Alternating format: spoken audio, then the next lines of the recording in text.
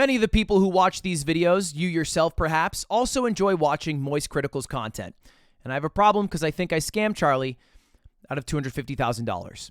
And if you watch to the end, you might be able to help me get out of this sticky situation. But let's start at the beginning. If you don't know, I have joined Moist Esports, Charlie's esports team, as a co-owner.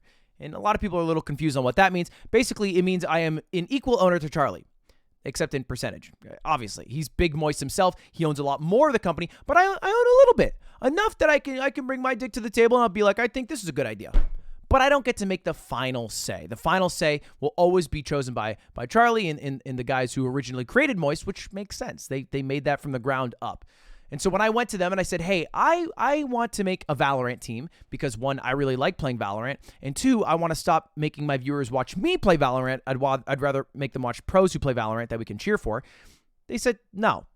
Because, well, to be fair, making a Valorant team costs about $500,000. And don't just take my word for that. This is Disguised Toast, a guy who literally created a Valorant team, explaining how you get to that number. $5,000 minimum. That's $5,000 for 5 players every month. Coach is also, similarly priced. You're looking at $30,000 a month. Okay, annually, $360,000 a year. Okay, minimum.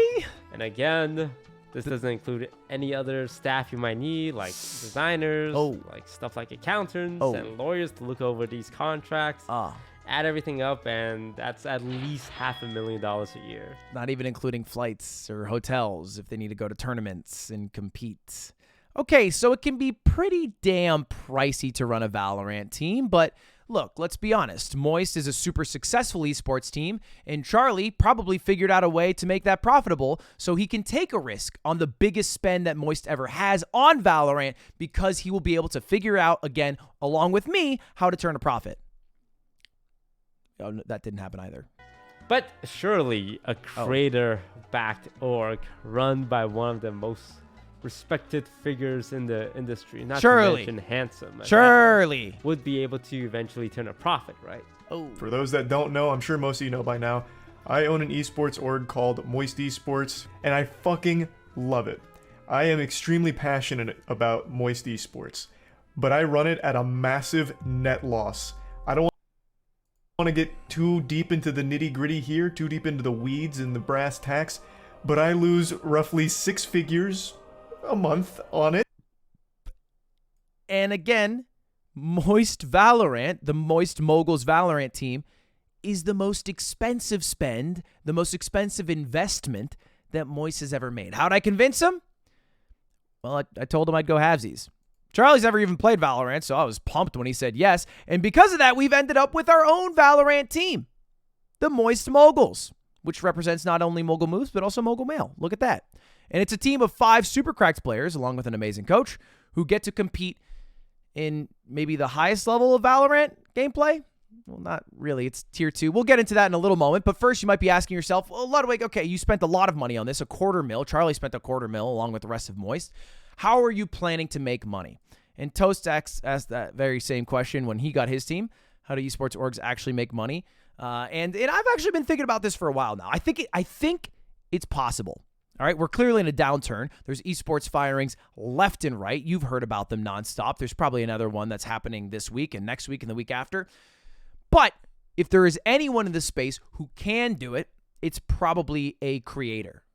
Doesn't take too much digging to find creators who are making multi-million or multi-billion-dollar companies like Logan and KSI and Prime, or Mr. Beast in whatever the fuck he's got going on in North Carolina. And so I think if me and Charlie combined do a few things, like one, package sponsorships. Like if NordVPN says, hey, Ludwig, I want you to do an ad read. I say, hey, what if I do an ad read, but also we throw in a little bit of, perhaps Mogul Moist type beat? They'll be more inclined to do it.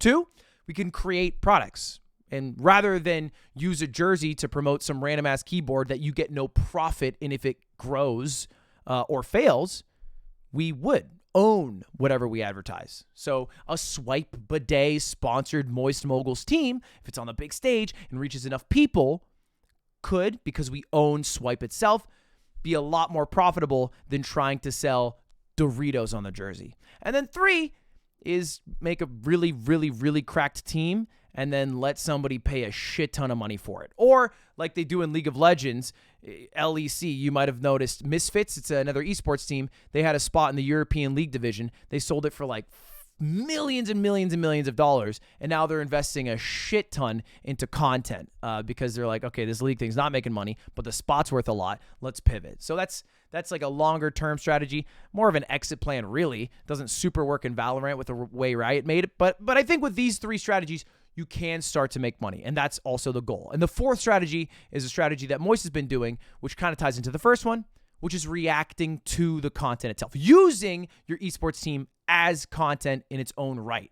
So if you stream it, maybe the viewership goes up and the viewership's higher, so more people want to sponsor the co-streams. And maybe you can make a YouTube video about it if your team wins, and yada, yada, yada vlogs. You get the idea. And so where do you guys come in? Well, I need you guys to be fans of the Moist Moguls. I need you to be fan of the Moguls Valorant team. And maybe a lot of you guys are like, Ludwig, I don't even know what the fuck that is. How does a team work? What are you guys even doing? And that's what I'm here to explain to you. All right, this is now what the fuck does Tier 2 Valorant mean? And that's going to take a little bit of explaining. But basically, the way it works is every region has Tier 1 teams and Tier 2 teams. Tier 1 teams are the teams picked by God, a.k.a. Riot themselves, to participate in international leagues with the big money and the big fame. And Tier 2 teams is us and everybody else. But there is a path from Tier 2 to Tier 1, and that's the main goal every single year, is making it to the franchise league. Basically, it's like a way, if you watch football, to make it from just a group of 53 guys who happen to be kind of ripped to being maybe the Cleveland Browns replacement, because Lord knows they've sucked for the past 100 years. That's basically how it works. And so it started earlier this year where anybody in the world, literally anybody in the world, could compete and make it into the Tier 2 organization. And of those people, the 5 guys who we signed made it. They made it before we ever had signed them. They were just a group of players who had been on pro teams like FaZe and Luminosity and banded together and made it to a very exclusive group of 12 in North America in the Challengers League. Challengers because they're going to challenge the franchise teams to take their spot. And the way the Challengers League works is actually pretty simple. There's kind of 3 different phases. One is Split 1, which we're in right now, where they just play each other round robin style. Then there's a tournament in the middle, and then there's Split 2.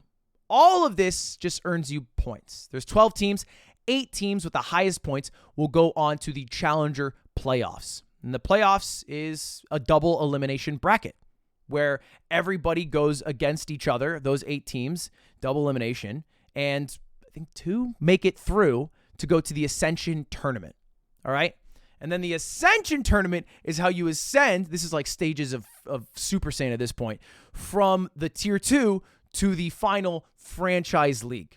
Because the Ascension is not just North American teams, it's also Latin American teams all together in an international tournament to see if they'll make it through to the final franchise spot. And only so many, I think 1 or 2 make it through that. So you got to be from the 12 to the 8 to the 1 to the 1. It's a long journey basically, but it starts with little baby steps. And the next baby step is our match today. Now, the Challengers League, you might think Tier 2, it's not that popular. Well, it actually might be more clouded than the franchise teams. These are the people in Tier 2 in North America. You got FaZe. You got TSM. You got G2, The Guard. All right? Us, Toast's team. Not to mention M80 and Shopify Rebellion, which are 2 of the better teams also in the league.